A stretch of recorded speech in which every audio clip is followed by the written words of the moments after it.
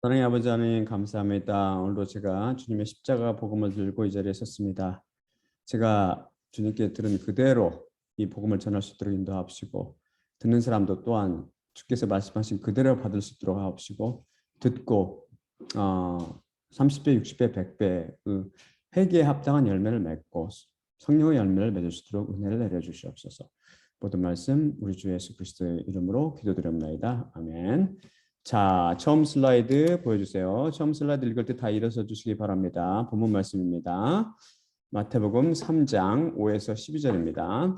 그때 예루살렘과 온 유대와 온 요단 근처에서 그에게 나와 자기들의 죄를 자복하며 요단강에서 그에게 세례를 받고 있더라. 그가 많은 바리새인들과 사두개인들이 세례 베푸는 데로 오는 것을 보고 이르되 독사의 자식들아 누가 너희에게 임박한 진노로부터 도피하라고 경고하더냐. 그러므로 회개에 합당한 열매를 맺어라. 그리고 우리는 아브라함을 아버지로 가졌다고 스스로 말할 수 있다고 가정하지 말라. 내가 너희에게 이르노니 하나님이 능히 이 돌들로부터 아브라함의 자녀들을 일으키실 수 있으시니라. 이미 도끼가 나무 뿌리에 놓였으니 좋은 열매를 맺지 아니하는 나무마다 찍혀 불에 던져지느니라. 나는 너희로 회개하게 하기 위하여 물로 세례를 베풀거니와 내 뒤에 오시는 이는 나보다 능력이 많으시니 나는 그의 신을 들기에도 합당하지 아니하노라. 그는 성령과 불로 너희에게 세례를 베푸실 것이요 손에 키를 들고 자기의 타작마당을 깨끗하게 하사 알곡은 모아 곡간에 들이고 쭉정이는 꺼지지 않는 불에 태우시리라. 자, 앉아주시기 바랍니다. 우리가 이미 살펴봤지만 인간들의 살아있다는 정의와 하나님의 살아있다는 정의는 사뭇 다릅니다. 우리 인간이 마귀가 주인의 이 세상에서 죄의 노예로 사망 권세 안에 살고 있는 한 인간은 영적으로 죽은 상태에 있습니다. 우리 영혼과 육신이 죽은 것이죠. 아무리 밥 먹고 잠자고 움직이고 활동하고 있어도 하나님 보시기에는 죽은 자인 것입니다. 하나님께서는 오직 십자가를 통해서 죄 문제가 깨끗이 처리되고 그 안에 그리스도의 영, 성령님께서 와 계신 자만을 산자로 간주하십니다. 여러분은 스스로 돌아보실 때 살아있다고 생각하십니까? 어떤 분이 꿈을 꿨는데 꿈속에서 세상교회의 부흥회에 참석하였습니다. 근데 그 부흥회 열기가 하도 뜨거워서 감동이 돼서 눈물이 날 지경이었대요. 그래서 그 사람들이 모두 종교 지도자들을 함께 모시고 같이 열심히 손뼉을 치며 찬양을 하는 장면이 보였습니다. 그런데 영화에서 그 클로즈업 하잖아요. 클로즈업 하듯이 수많은 무리들을 점점 가까이 클로즈업하면서 보여주는데 저 멀리서 성령이 충만했던 성도들로 보였던 사람들이 가까이 와서 쫙 이렇게 보여주니까 다 마네킹들이에요.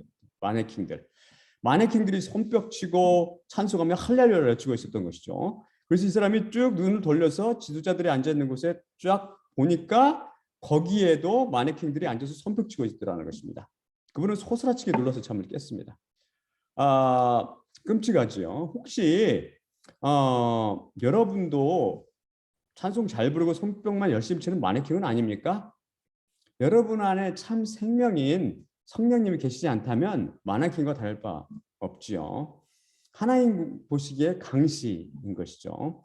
어떤 사람 안에 성령님이 와 계십니까? 바로 십자가 사건을 통해서 위로부터 난 사람들이죠. 첫째, 십자가 사건을 통해 죄 사함을 받고 두 번째, 그걸 통해서 성령님이 찾아와서 성령님을 받은 자입니다.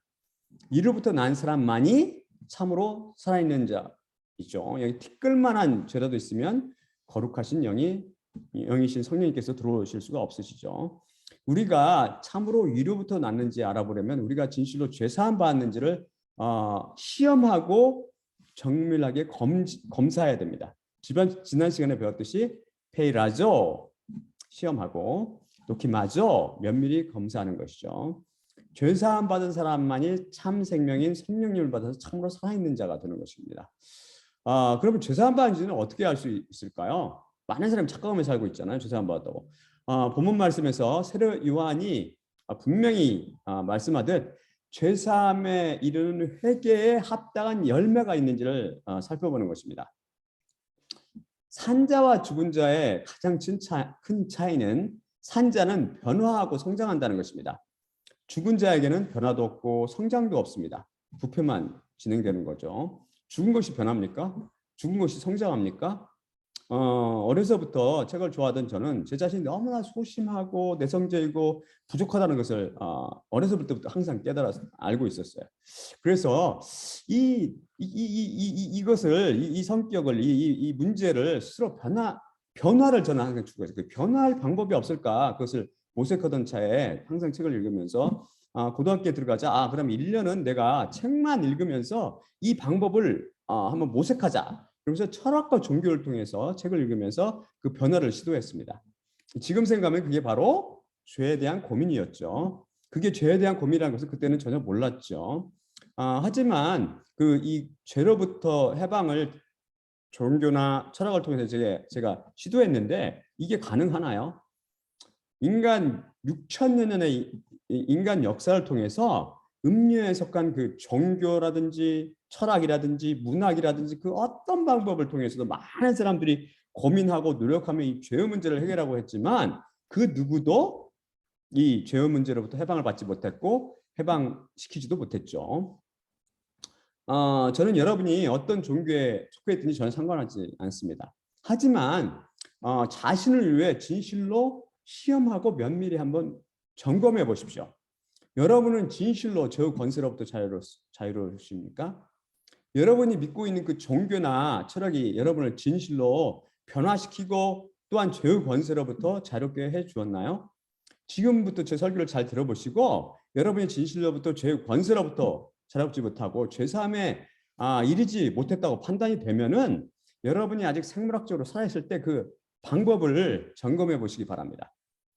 진실로 죄로부터 해방된 사람만이 참된 회개인 십자가 사건을 경험한 사람이죠. 그래서 그 결과로 요한이 말한 것 같이 세례요한이 말한 것 같이 회개에 합당한 열매를 맺게 되는 겁니다. 십자가 사건이 왜 그래요? 십자가 사건이 신기루 같은 사건이 아니라 실제적인 사건이기 때문입니다. 다음 슬라이드 보여주세요. 이 슬라이드는 제가 자세히 헬라어로 설명해 드릴 테니까 다음 슬라이드 비춰주세요 할 때까지 쫙 고정시켜 주십시오. 마태복음 3장 8절인데 이걸 원어로 살펴보겠습니다. 간단히 설명드리면 보이에사테 열매를 맺으라 또는 행하라 이런 말이거든요. 이게 보이에오의 그 명령형. 그다음에 그러므로 갈폰 열매란 단어 액션 뭐뭇에 합당한 뭐뭇에 같은 동등한 가치를 가지는 그런 뜻. 테스 정관사 메타노이아라고 여러 번 배웠죠. 회개의 그 소유격. 처음 단어가 보이에사테로 보이에오 2인칭 복수 부정과거 명령형입니다. 보이에오에 대해서는 제30강 십자가 비밀 18편에서 공부했었는데요. 이 단어에 해당하는 히브리어가 아사로 이것은 행하다, 즉 행동으로 옮긴다라는 뜻입니다. 이 아사의 다른 뜻은 창세기 하나님은 창조사에게서 쓰인 것처럼 make 혹은 manufacture로 만들다 혹은 생산하다로 번역되는데 이는 실제적인 열매나 결과를 가져오는 생산 행위를 하다라는 뜻입니다. 그래서 아사는 입으로만 허황되게 행한다는 의미가 아니라 열매를 맺고 실제적인 결과를 가져오는 행동을 행하다라는 뜻입니다. 바로 히브리어 아사에 해당하는 헬라어 단어가 바로 보이에오입니다.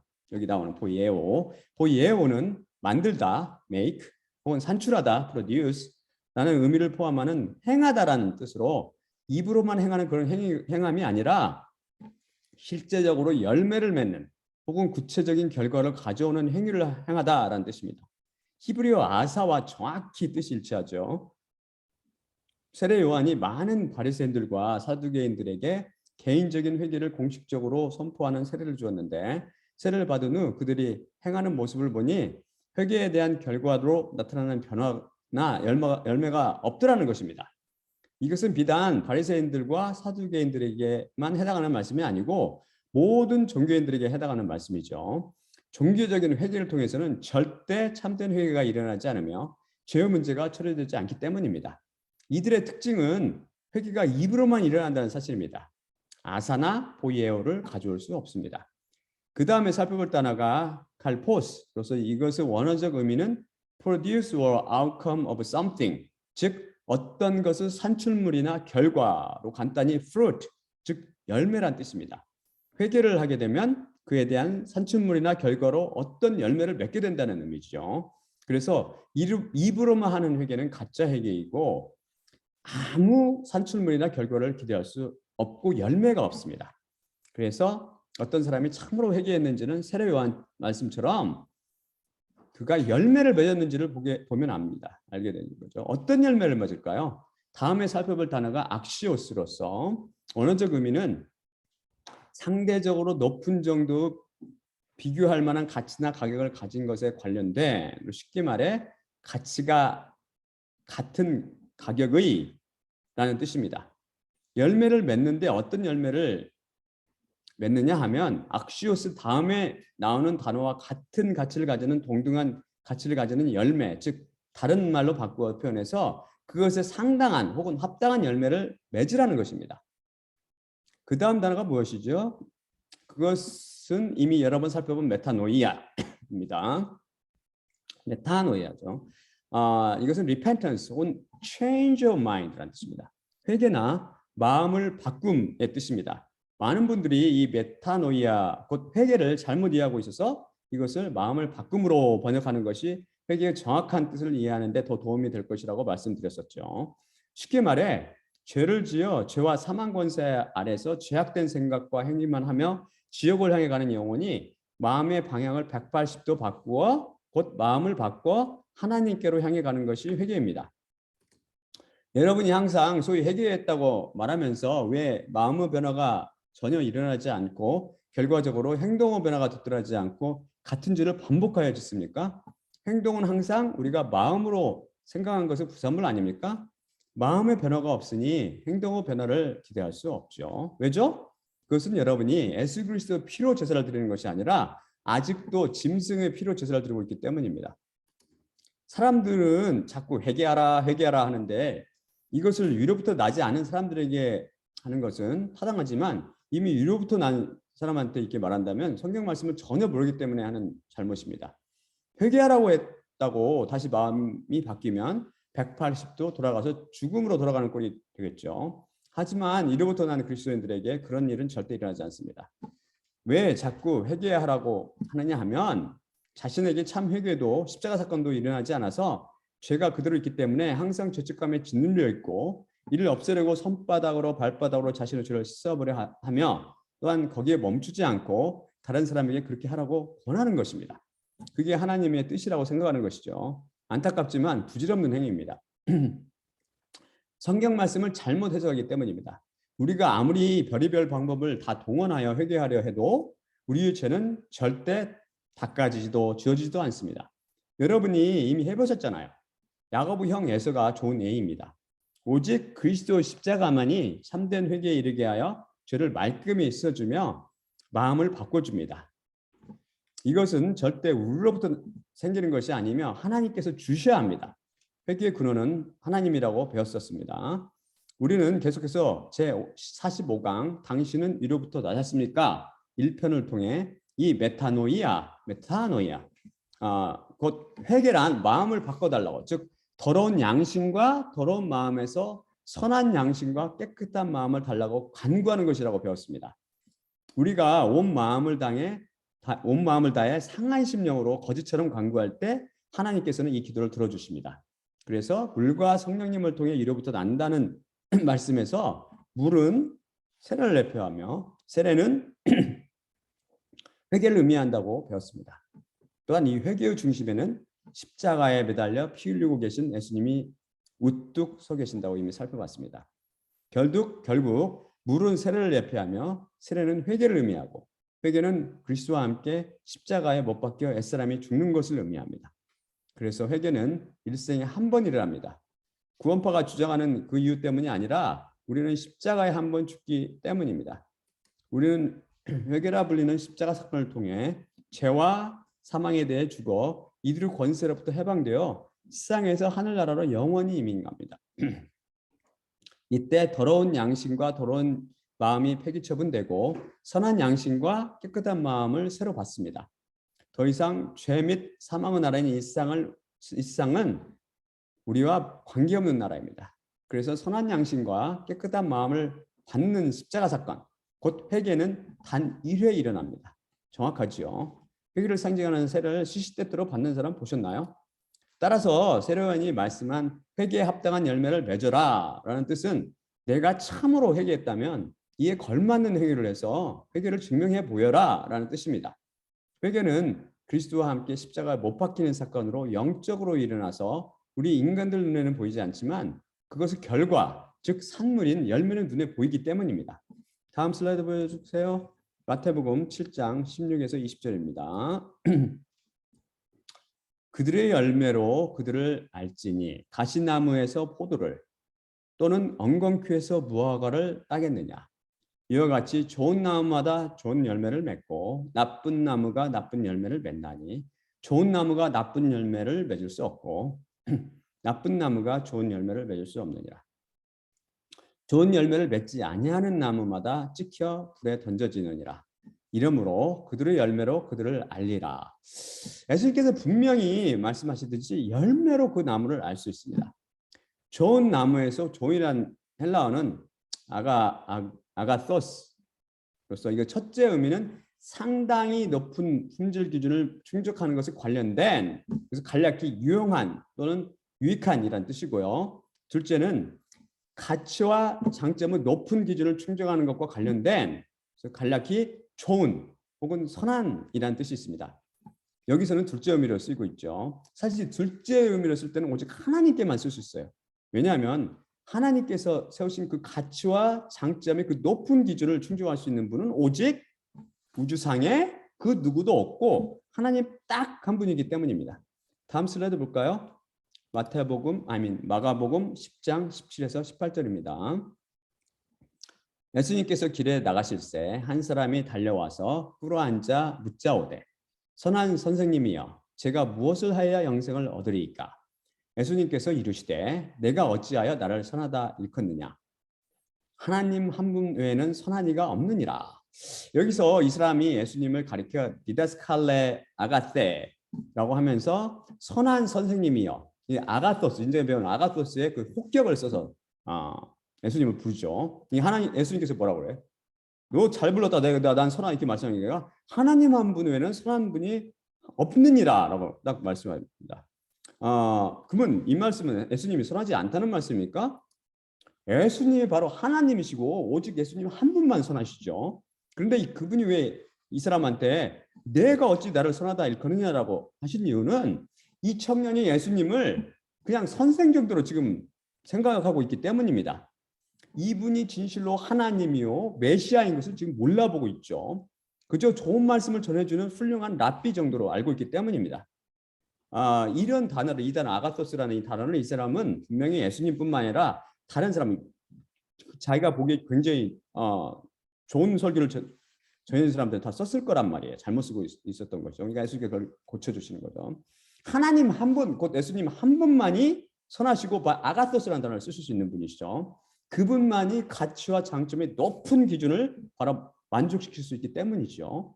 마태복음 12장 33절에서 예수님께서는 자기 자신을 좋은 열매 맺는 좋은 나무로 비유하십니다. 그런데 방금 전 살펴본 것 같이 마태복음 7장 16에서 20절에서 예수님께서는 우리 그리스도들도 이처럼 황송하게도 좋은 나무, 좋은 열매 맺는 좋은 나무라고 비유하고 계세요. 왜 그러시죠? 다음 슬라이드 볼까요? 선한이라는 말이 하나님 한 분에게만 쓸 수 있다고 그랬잖아요. 근데 왜 그러셨을까요? 고린도후서, 다음 슬라이드입니다. 고린도후서 4장 7절입니다. 그리하여 우리가 이 보배를 질그릇 안에 가졌으니 이는 권능의 탁월함이 하나님께 있고 우리로부터 말미암지 않게 하기 위함이라. 이 보배 그릇에 질그릇인 우리가, 이 보배가 질그릇인 우리에게 담겨 있습니다. 그래서 이 보배 덕분에 우리가, 이 질그릇인 우리가 엄청난 권능을 발휘하게 됐습니다. 이 보배가 무엇이죠? 그것은 어떤 세상의 어떤 보물이라든지 어떤 보화도 비교할 수도 없고 바꿀 수 없는 가장 귀한 그분이 바로 예수 그리스도죠. 바로 그분이 성령님이십니다. 그리고 참된 회개를 통해서 일어난 그리스도인들에게 바로 이 예수님, 성령님께서 들어와 계시는 거죠. 그래서 그분 덕분에 우리 안에 계신 그분으로 인해서 우리는 질그릇이지만 좋은 나무로 취급받고 설하신 하나님 덕분에 좋은 열매를 맺게 되는 것이죠. 이 좋은 열매에서 좋은 헬라어는 아가소스가 아니고 칼로스란 좋은 나무에서는 그 아가소스고 이 좋은 열매라고 할 때는 아가소스가 아니고 칼로스라는 다른 헬라어를 쓰는데 이 원어적으로 크게 두 가지 의미가 있습니다. 하나가 첫째가 겉모습이 매력적인 이런 뜻으로 매력적인 것에 관련된 그래서 아름다운이란 뜻이고 또 하나는 어떤 것이나 어떤 사람의 목적과 높은 기준에 부합한 것에 관련된 그로 간략히 말해서 좋은이란 혹은 유용한이란 뜻이 있습니다. 여기서는 이 둘째 뜻으로 쓰였죠. 하나님께서는 우리로부터 바로 이런 높은 기준에 합당한 좋은 품질의 열매를 요구하십니다. 이것을 만족할 수 있는 열매는 그 어떤 인간으로부터 열리는 열매가 아니고 성령님으로부터 열리는 열매만이 이 하나님께서 요구하시는 그 고품질의 열매의 기준을 만족시킬 수가 있죠. 가치와 장점의 높은 기준을 충족시키는 좋은 나무에서 바로 이것의 목적과 높은 기준에 부합하는 좋은 열매가 매달리게 되는 것이죠. 생산해낼 수 있는 거죠. 쉽게 말해서 좋은 나무가 좋은 열매를 맺는 것입니다. 그리스도인들은 그 안에 계신 성령님으로 인해 좋은 열매를 맺게 됩니다. 이 열매는 우리로부터 말미암지 않고 우리 안에 계신 성령님, 그 성령님의 것으로부터 성령님의 것이며 성령님으로부터 오는 것이죠. 그럼 나쁜 나무란 무슨 뜻일까요? 나쁜 헬라어는 사프로스. 네, 이것은 무슨 말이냐면은 가치가 거의 없거나 전혀 없을 정도로 품질이 좋지 않은 이란 뜻이고 간략히 나쁜 혹은 좋지 않은 이란 뜻입니다. 이것이 바로 나쁜 나무는 누구를 의미해요? 바로 죄로 죽은 인간들의 모습이잖아요. 죄로 죽은 인간들은 모든 인간들은 가치 없고 모두 불량품이 되어버렸어요. 그래서 다 썩은 사와 같은 썩은 나무, 나쁜 나무가 된 거죠. 그래서 나쁜 나무는 십자가를 통과하지 못한 자연인들, 위로부터 나지 않은 그런 자연인들을 말합니다.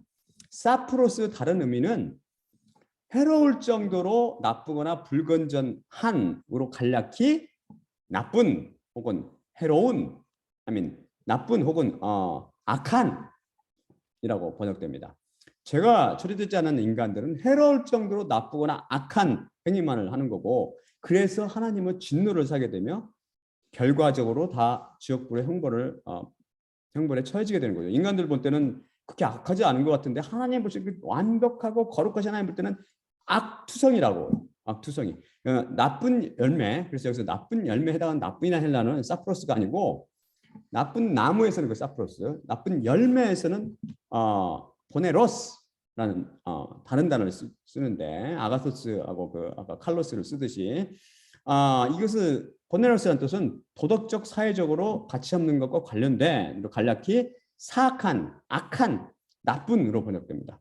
둘째 의미는 무가치할 정도로 육체적인 면에서 질이 너무 결핍되어 있는 것과 관련된 간략히 저질의 가치 없는 이란 뜻으로 여기서는 두 번째 의미로 쓰였죠.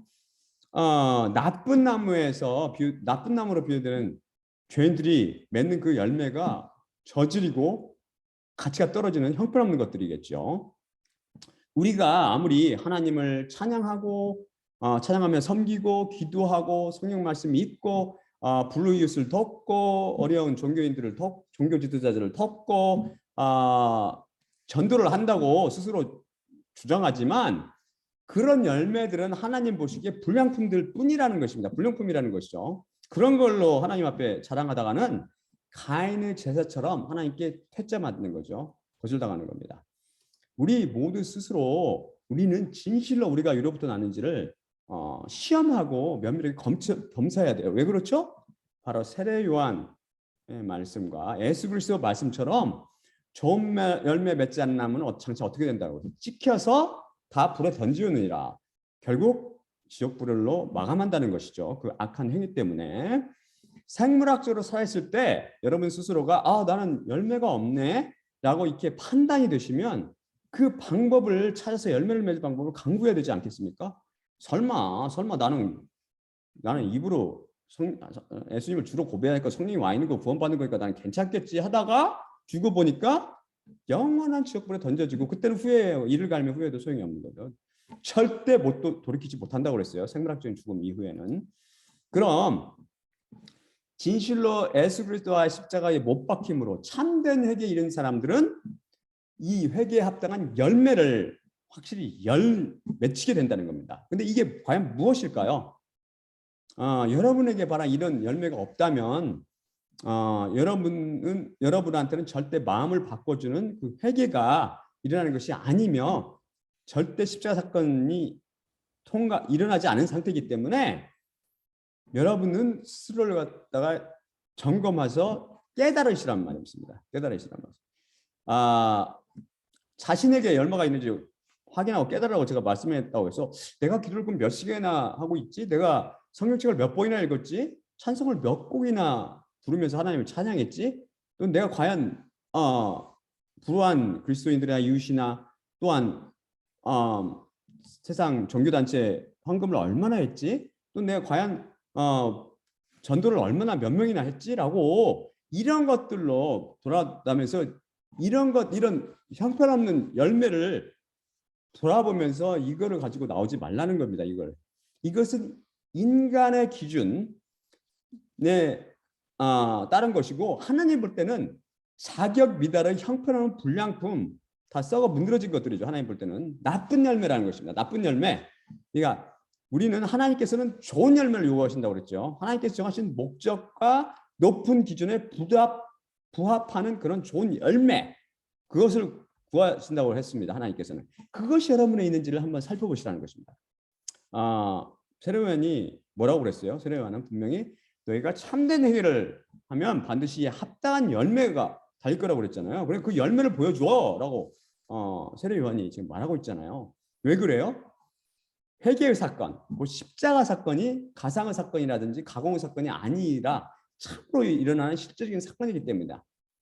여러분이 많이 밭에 콩을 한번 심었다고 칩시다. 그러면 조만간 기다리면 어떻게 해요? 물 주고 좀 기다리면 심지어 물 안 줘도 돼요. 밭에 뿌리면 지가 알아서 비 오고 하면서 지가 알아서 콩이 열매를 맺게 되죠. 주렁주렁 콩을 수확할 수 있게 됩니다. 만일 콩을 밭에 뿌렸는데 시간이 흘러도 콩이 열리지 않으면 뭐가 문제예요? 첫째, 씨앗. 콩을 잘못 썩은 콩을 뿌렸다든지, 두 번째, 땅에 문제가 있는 거예요. 땅에. 밭의 목적이 문제가 있는 거죠. 이 둘의 하자가 없다면 반드시 열매를 맺게 돼 있습니다. 다음 슬라이드 볼까요? 다음 슬라이드입니다. 마가복음 4장 26에서 29절입니다. 또 이르시되 하나님의 나라는 사람이 씨를 땅에 뿌림과 같으니 그가 밤낮 자고 깨고 하는 중에 씨가 싹이 나고 자라되 어떻게 그리 되는지를 알지 못하느니라. 땅이 저절로 열매를 맺되 처음에는 잎사귀요 다음에는 이삭이요 그 다음에는 이삭 안에 충실한 알곡이라. 그리고 열매를 낼 때 곧 그가 낫을 보내나니 이는 추수 때가 이르렀음이라. 이것은 사실 하나님 나라에 대한 비유로 장차 인류에 임할 추수를 예언하는 그런 예수님의 말씀이에요. 다음 슬라이드 볼까요? 이것을 설명 요한계시록 14장 14에서 16절입니다.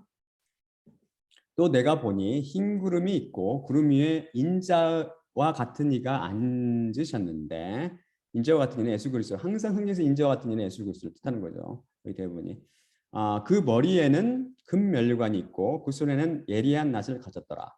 또 다른 천사가 성전으로부터 나와 구름 위에 앉으신 이를 향하여 큰 음성으로 외쳐 이르되 당신의 낫을 휘둘러 거두소서.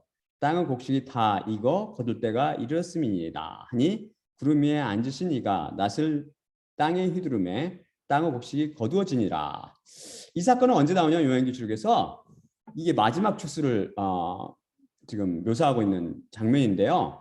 휴거 이후 곧 일곱째 나팔 끝난 다음에 적그리스도가 전 세계를 장악하게 되죠. 그 짐승의 정부 본격적인 활동을 시작하게 될 것입니다. 이때 적그리스도 정부 안에 사는 많은 사람들이 이 666 마크를 거부하면서 피를 흘리면서 순교하게 될 거예요. 예수 그리스도를 위해서 이때 이들이 바로 마지막 알곡이 되어서 거두어지게 됩니다. 이 피로 흘리는 그 추수죠. 그런데 이 마가복음 이 말씀은 또한 이 요한계시록의 예후에 대한 비유에 예언에 대한 말씀이기도 하지만 이 하늘나라에 대한 예수님 하늘나라에 대한 비유는 또한 개인적으로 그리스도인들에 일어납니다. 참으로 이게 그래서 씨앗은 예수 그리스도 말씀이라고 그랬죠. 말씀 하나님 말씀 크레마 살아있는 로고스로 뿌려져서 크레마로 거둔다고 그랬어요. 이 말씀이 좋은 땅에 뿌려지면 시간이 지나게 되면 어떻게 돼요? 저절로라고 됐어요. 오토매틱이란 말, 비싼 말을 쓰고 있어요. 헬라어로. 근데 저절로 잎사귀를 내고 이삭이 붙고 다음에 열매인 알곡이 이삭에 충실하게 열리게 됩니다. 대부분 사람들에게 아직 회개에 합당한 열매가 맺히지 못하는 이유는 제가 아까 말씀드린 것 같이 첫째 씨가 문제가 있는 경우, 씨가 뿌린 씨가 하나님의 말씀이 아닌 죽은 씨를 뿌렸기 때문입니다. 그래서 살아있는 십자가 복음을 제대로 가르치고 배운 것이 아니라 하나님의 계명을 인간의 계명으로 변질시키고 왜곡시켜서 배우고 가르쳤기 때문에 아무리 기다려도 회개에 합당한 열매가 맺을 수가 없는 거죠. 이게 대부분 지금 현재 문제입니다. 둘째가 땅의 문제입니다. 지금 제가 하고 있는 이 말씀을 통해서 말씀을 지금 제가 땅에 뿌리고 있는데 여러분이 시간이 지나도 여러분 기다리셔야 돼요. 이거는 아까 말씀같이 시간이 지나면 열매를 맺게 되어 있단 말입니다. 이 말씀 제 말씀을 잘 듣게 되면은 이해하고 말씀 들으면 맺게 되는데 회개에 합당한 열매를 맺지 못하는 이유는 첫째 이 십자가 복음 하나님의 말씀이 십자가 복음 형태로 떨어졌는데 그게 어디에 떨어진 거냐면 길가나 돌밭이나 가시덤불에 잘못 떨어진 거예요. 좋은 땅이 아니고. 그러면 길가란 건 뭐라고 그랬어요? 마귀가 이해하지 못하게 쫙 방해하는 거. 그 다음에 돌밭이라는 것은 환난이나 핍박이 오면은 뿌리가 없으므로 견디지 못하고 그냥 넘어진다고 그랬죠. 그 세 번째 가시덤불이라는 건 뭐예요? 이것은 세상의 염려와 재물에 속임수에 떠먹어서 결실하지 못하게 되는 경우입니다. 스스로가 그런지 아닌지 한번 살펴보세요. 하지만 좋은 땅이 여러분이 좋은 땅이라면 좋은 땅에 떨어졌다면 시간 문제일 따름이지 우리가 기다린다면 100배, 60배, 30배 열매를 산출하게 될 것입니다. 좋은 땅은 바로 누구를 가리키냐면 남은 자들을 배우고 있죠. 항상 제가 말해요. 펠레타, 남은 자들. 이들만 십자가 복음을 통해서 참된 회개에 이르게 되며 그래서 그 결과로 회개에 합당한 열매를 맺게 되는 거죠. 회개의 결과, 그 십자가에서 예수님과 함께 옛사람이 함께 십자가 못 박혀 죽으면 아까 말씀드렸듯이 회개에 합당한 열매를 맺게 된다고 그랬는데 이 십자가 사건을 통해서 열리는 열매, 이게 과연 무엇일까요?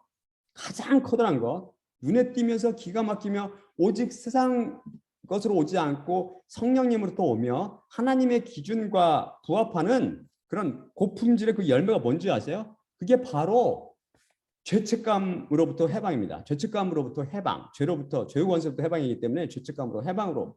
여러분이 죄책감을 갖고 있다는 것은 문제가 있다는 건 말씀이죠. 이에 대해서는 제가 이미 제 29강 십자가 비밀 17편을 통해 살펴봤습니다.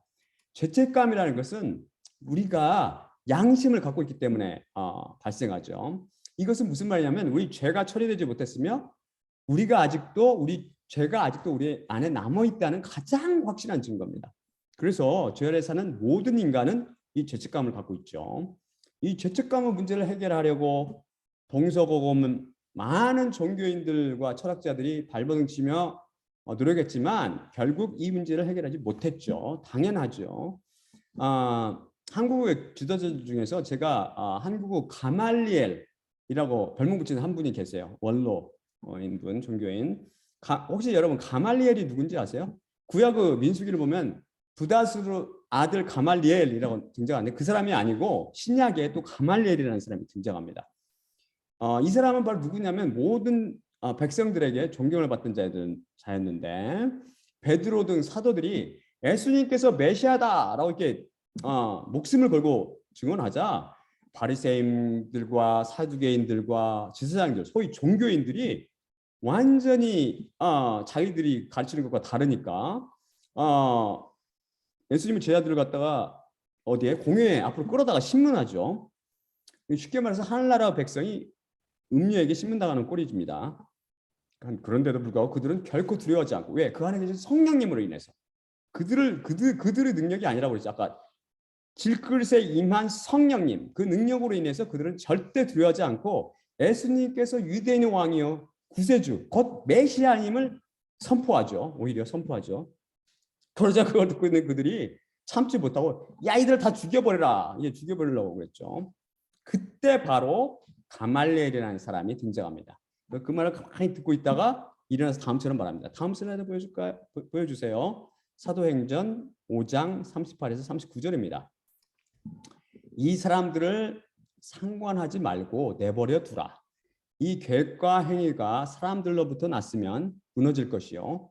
만일 하나님께로부터 났으면 너희가 그들을 무너뜨릴 수 없겠고 도리어 하나님을 대적하는 자가 될까 하노라. 여느 다른 종교인들, 바리새파, 사두개인들, 뭐 제사장들 이런 사람들과 달리 이 사람들 전부 종교인들을 지금 대표하는 거잖아요. 현대 종교인들과 달리 가말리엘은 하나님께 대한 감각이 있었던 것 같습니다.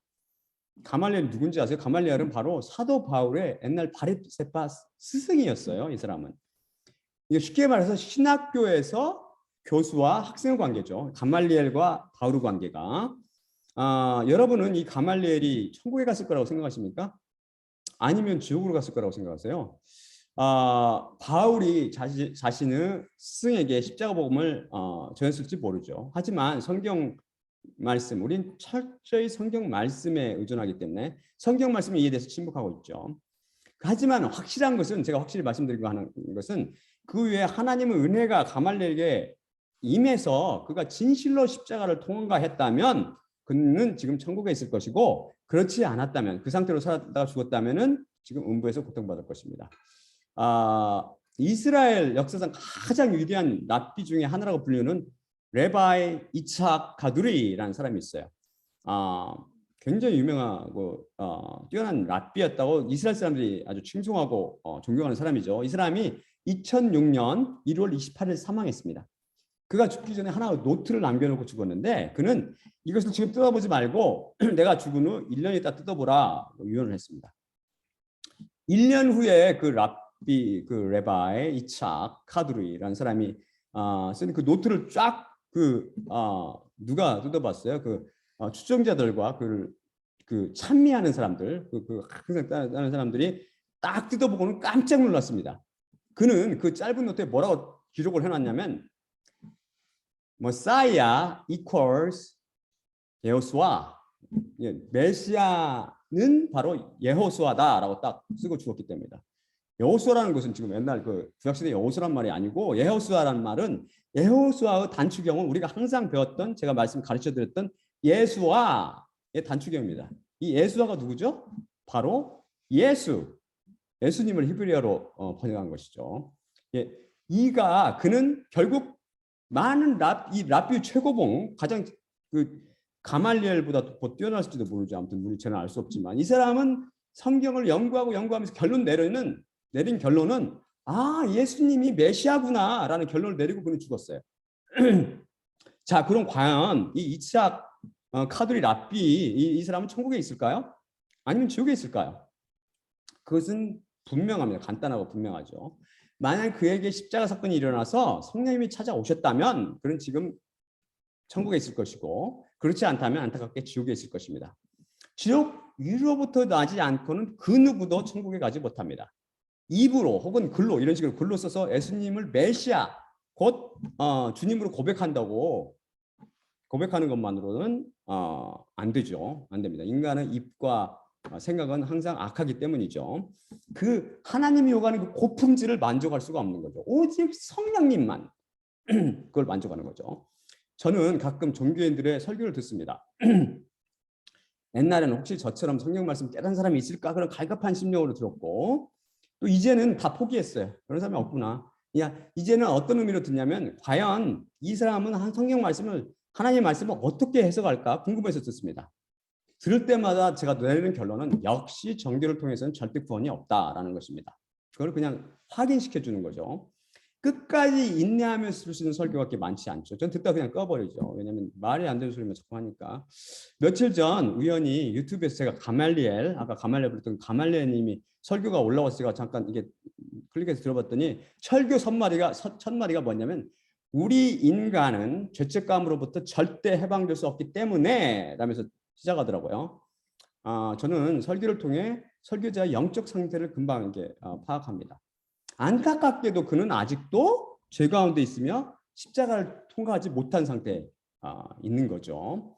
그러니 그분의 추종자들, 그를 갖다가 참미하고 그를 추종하는 사람들은 오죽하겠습니까?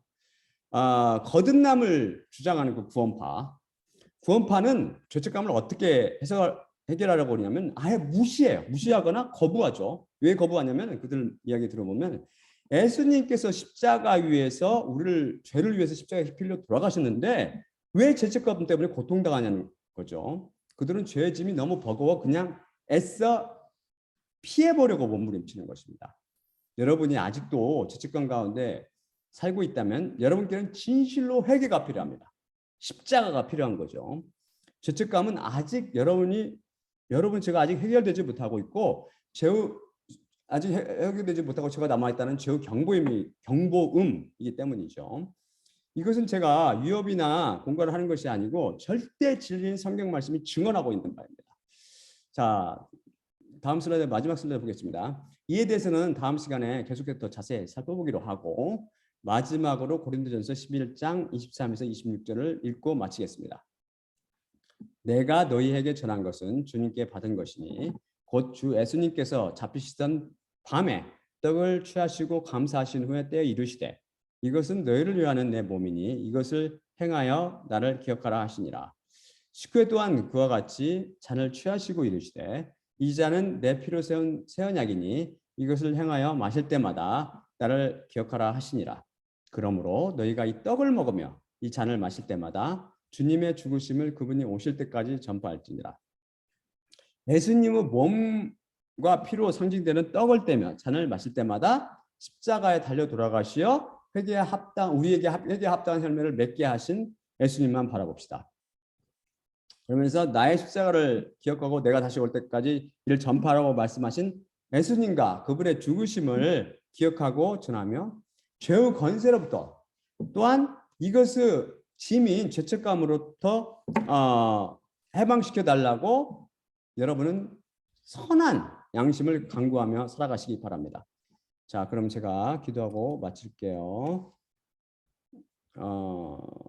사랑의 아버지 하나님 감사합니다. 오늘 말씀을 통해서 우리가 많은 사람들이 안타깝게도 입으로 항상 회개를 외치지만 그 죄는 지워지지 아니하고 그렇기 때문에 계속 회개해야 되고 하지만 그들은 아무로 회개한다 하더라도 회개에 합당한 열매를 맺을 수 없습니다. 그 이유는 그들이 진실로 예수 그리스도 십자가 앞에 나오지 않았으며 예수 그리스도를 통해서 십자가에 못 박히지 않았고 그 결과로서 우리의 능력의 영인 보배 같은 성령님께서 그들 안에 있지 않기 때문입니다.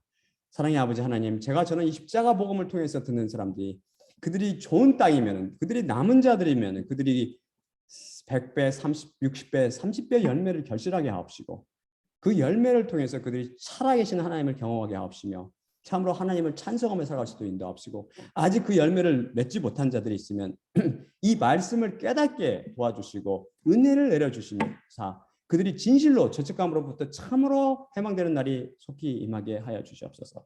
모든 말씀 우리 주 예수 그리스도의 이름으로 기도드리옵나이다. 아멘. 아멘.